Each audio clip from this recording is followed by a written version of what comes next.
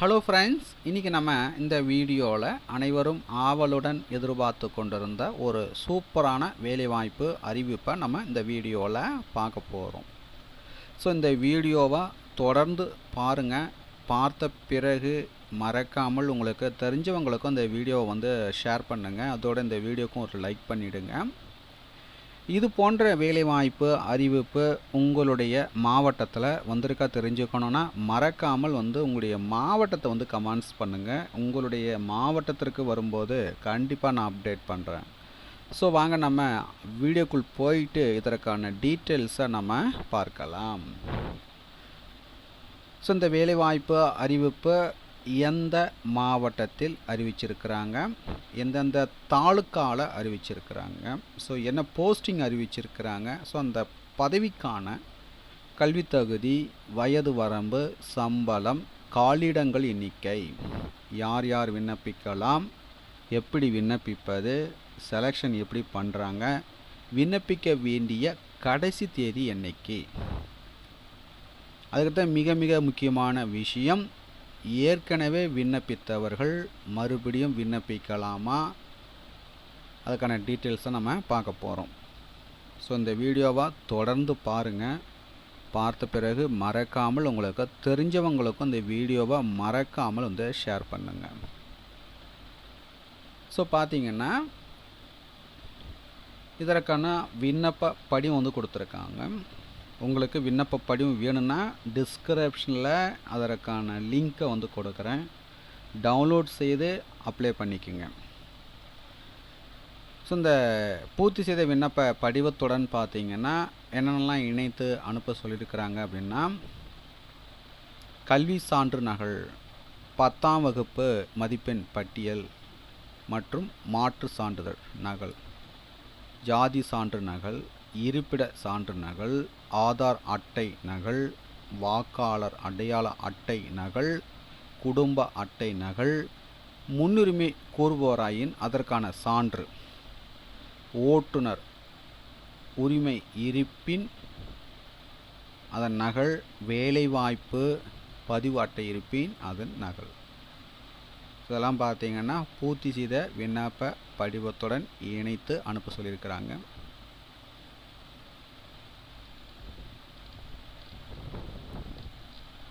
So அதுக்கடுத்தா பார்த்தீங்கன்னா நம்ம இந்த விண்ணப்ப படிவத்தை எவ்வாறு பூர்த்தி செய்வதுன்றதை நம்ம பார்க்கலாம். சமீபத்தில் எடுத்த பாஸ்போர்ட் அளவிலான புகைப்படத்தை இந்த பாக்ஸில் ஒட்டிடுங்க. 3 மாதங்களுக்குள் எடுக்கப்பட்ட புகைப்படம் ஒட்டப்பட வேண்டும் அப்படின்னு சொல்லியிருக்காங்க. ரைட்டுங்களா? ஸோ அதுக்கு மேலே பற்றி அட்டஸ்ட் பண்ணணும். அதுக்கடுத்தா பார்த்தீங்கன்னா விண்ணப்பதாரரின் பெயர் தமிழில் எழுதணும்.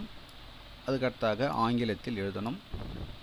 தந்தை பெயர், பாலினம், ஆண், பெண், 3ஆம் பாலினத்தவர் என்னன்றது மேலே டிக் பண்ணிவிடுங்க. பிறந்த தேதி, வயது, கல்வித்தகுதி,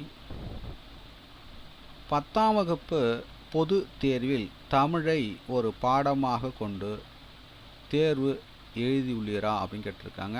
ஆமான்றத மேலே டிக் பண்ணிவிடுங்க. இனப்பிரிவு, ஓசியா, பிசியா, பிசிஎம்மா, எம்பிசியா, டிஎன்சியா, எஸ்சியா, எஸ்ஏவா, எஸ்டியான்றத மேலே டிக் பண்ணிவிடுங்க.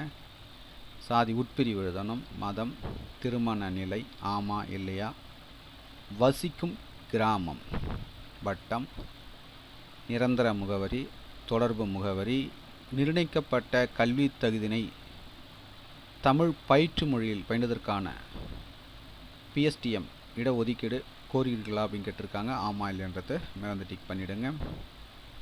ஆமெனில் அதற்கான நகல் இணைக்கணும். ரைட்டுங்களா?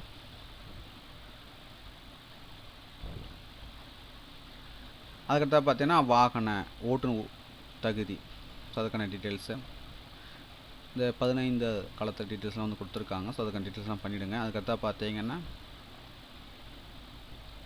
வேலைவாய்ப்பு அலுவலக பதிவு எண் இருப்பின் அதனுடைய விவரம் கேட்டிருக்காங்க. அதுக்கடுத்தா பார்த்தீங்கன்னா குற்ற வழக்கு எதுவும் பதியப்பட்டுள்ளதா அப்படின்னு கேட்டிருக்காங்க. அதுக்கான டீட்டெயில்ஸ் பண்ணிவிடுங்க.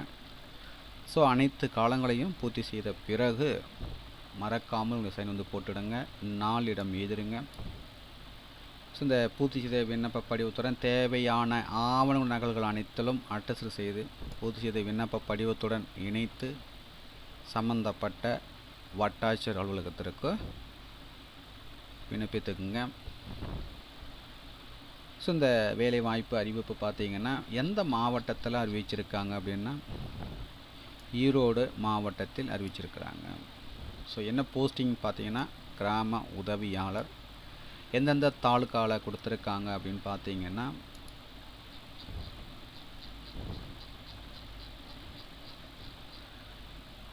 நம்பியூர் வட்டம்.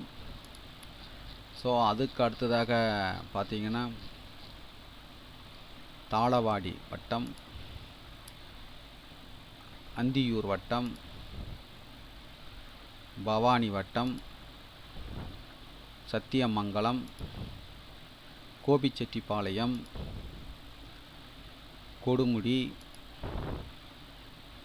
மொடக்குறிச்சி, பெருந்துறை,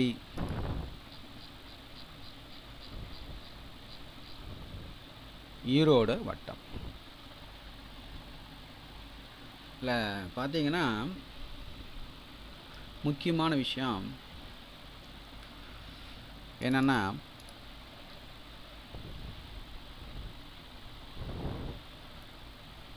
அலுவலக அறிவிக்கை எண் 01/2025 நாள் பார்த்தீங்கன்னா 7/7/2025 படி விண்ணப்பங்கள் பெறப்பட்டுள்ளன அப்படி சொல்லியிருக்காங்க. அது ஈரோடு மாவட்டம், ஈரோடு வட்டத்தில் காலியாக உள்ள 9 கிராம உதவியாளர் பணியிடங்களுக்கு நேரடி நியமனம் செய்வதற்காக பார்த்தீங்கன்னா அலுவலக அறிவிக்கை பார்த்தீங்கன்னா எண் 01/2025 நாள் பார்த்தீங்கன்னா 7/7/2025 படி விண்ணப்பங்கள் பெறப்பட்டுள்ளன. இந்த நேர்வில் பார்த்தீங்கன்னா தற்போது அதிகபட்ச வயது வரம்பு தளர்வு செய்து தகுதியுள்ள விண்ணப்பதாரரிடமிருந்து விண்ணப்பங்கள் வரவேற்கப்படுகின்றன. இப்போ பார்த்தீங்கன்னா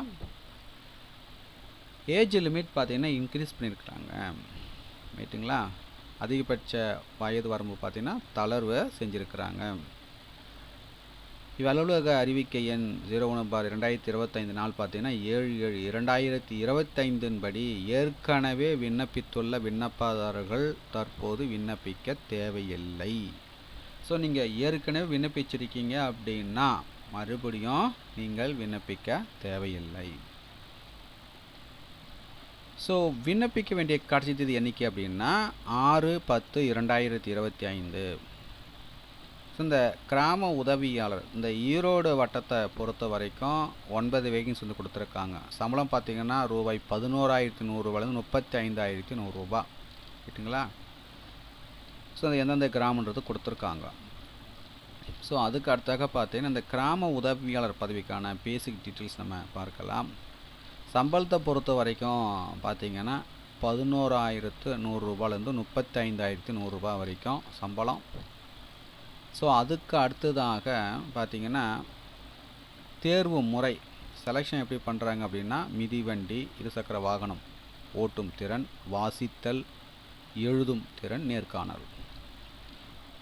வயது வரம்பை பொறுத்த வரைக்கும் பார்த்தீங்கன்னா 1/7/2025 அன்று உள்ளவாறு குறைந்தபட்சம் 21 வயது பூர்த்தி அடைஞ்சிருக்கணும். அதிகபட்ச வயதுன்னு பார்த்தீங்கன்னா பொது பிரிவினர் இதர பிரிவினருக்கு 32, மிகவும் பிற்படுத்தப்பட்ட வகுப்பினர், சீர்மரபினர், பிற்படுத்தப்பட்ட வகுப்பினர் முஸ்லீம் 39. ரைட்டுங்களா? அட்டவணை வகுப்பினர் அருந்ததியினர், பழங்குடியினர், ஆதரவற்ற விதவை எந்த பிரிவினராக இருந்தாலும் 42 வயது கொடுத்துருக்காங்க. முன்னாள் இராணுவத்தினர் பார்த்திங்கன்னா பொது பிரிவினருக்கு அதிகபட்சம் 50 வயது, இதர பிரிவினருக்கு அதிகபட்சம் 55 வயது. ஸோ இதற்கான கல்வி தகுதின்னு பார்த்திங்கன்னா தமிழ்நாடு அரசு தேர்வுகள் இடைநிலைப்பள்ளி இறுதி வகுப்பு சான்றிதழ் தேர்வில் தமிழை ஒரு பாடமாக கொண்டு தேர்வு எழுதப்பட்டிருக்க வேண்டும். தேர்ச்சி, தோல்வி, மதிப்பெண் பட்டியல் கட்டாயம் சமர்ப்பிக்கணும் அப்படின்னு சொல்லியிருக்காங்க. தமிழில் எழுத படிக்க தெரிஞ்சுக்கணும். இதர தகுதிகள் பார்த்தீங்கன்னா மிதிவண்டி, இருசக்கர வாகனம் ஓட்டும் திறன். ரைட்டுங்களா? மீதி டீட்டெயில்ஸ்லாம் வந்து கொடுத்துருக்காங்க. ஸோ படித்து பார்த்துக்குங்க. இப்போ ஈரோடு வட்டத்தில் விண்ணப்பிக்கிறீங்க அப்படின்னா ஈரோடு வட்டாட்சியர் அலுவலகத்தில் காலை 10 மணி முதல் மாலை 5:45 மணி வரை பார்த்தீங்கன்னா நேரிலோ அல்லது பதிவஞ்சல் மூலமாகவோ விண்ணப்பம் செய்யலாம். கேட்டுங்களா?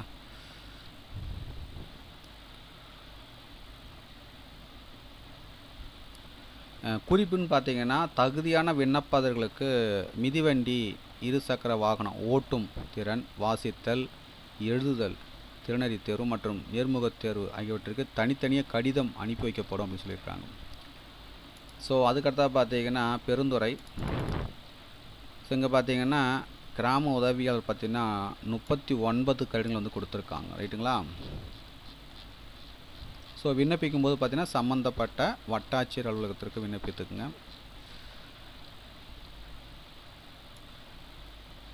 பெருந்துறை வட்டாட்சியர் அலுவலகம். ரைட்டுங்களா? அதுக்காக பார்த்தீங்கன்னா மொடக்குறிச்சி. ஸோ இந்த தாலுக்காவில் பார்த்தீங்கன்னா கிராம உதவியாளர் பார்த்தீங்கன்னா 15 கடிதங்கள் வந்து கொடுத்துருக்காங்க. ஸோ அதுக்கு அடுத்ததாக பார்த்தீங்கன்னா கொடுமுடி. சில பார்த்தீங்கன்னா கிராம உதவியாளர் வில்லேஜ் அசிஸ்டன்ட் பார்த்தீங்கன்னா 10 வேகன்சி வந்து கொடுத்துருக்காங்க. ஸோ அதுக்கடுத்தா பார்த்தீங்கன்னா கோபிச்செட்டிப்பாளையம். சில பார்த்தீங்கன்னா 19 வேகன்சி வந்து கொடுத்துருக்காங்க வில்லேஜ் அசிஸ்டண்ட்டு. ரைட்டுங்களா? ஸோ விண்ணப்பிக்கும் போது பார்த்தீங்கன்னா கோபிச்செட்டிப்பாளையம் வட்டாட்சியர் அலுவலகத்தில் வந்து விண்ணப்பிக்கணும். அதுக்கடுத்தா பார்த்தீங்கன்னா சத்தியமங்கலம். எத்தனை வேகன்சி பார்த்தீங்கன்னா 7 வேகன்சி வந்து கொடுத்துருக்காங்க வில்லேஜ் அசிஸ்டண்ட்டு. ஸோ அதுக்கடுத்தா பார்த்தீங்கன்னா பவானி தாலுக்கா. இதில் பார்த்தீங்கன்னா 11 வேகன்சி வந்து கொடுத்துருக்காங்க வில்லேஜ் அசிஸ்டண்ட்டு. ஸோ அதுக்கு அடுத்தாக பார்த்தீங்கன்னா அந்தியூர். ஸோ இங்கே பார்த்தீங்கன்னா 14 வேகன்சி வந்து கொடுத்துருக்காங்க வில்லேஜ் அசிஸ்டண்ட்டு. அந்தியூர் வட்டாட்சியர் அலுவலகத்தில் விண்ணப்பிக்கணும். அதுக்கடுத்து பார்த்தீங்கன்னா தாளவாடி வட்டம். இதில் பார்த்தீங்கன்னா ஒரு வேகன்சி வந்து கொடுத்துருக்காங்க வில்லேஜ் அசிஸ்டண்ட்டு.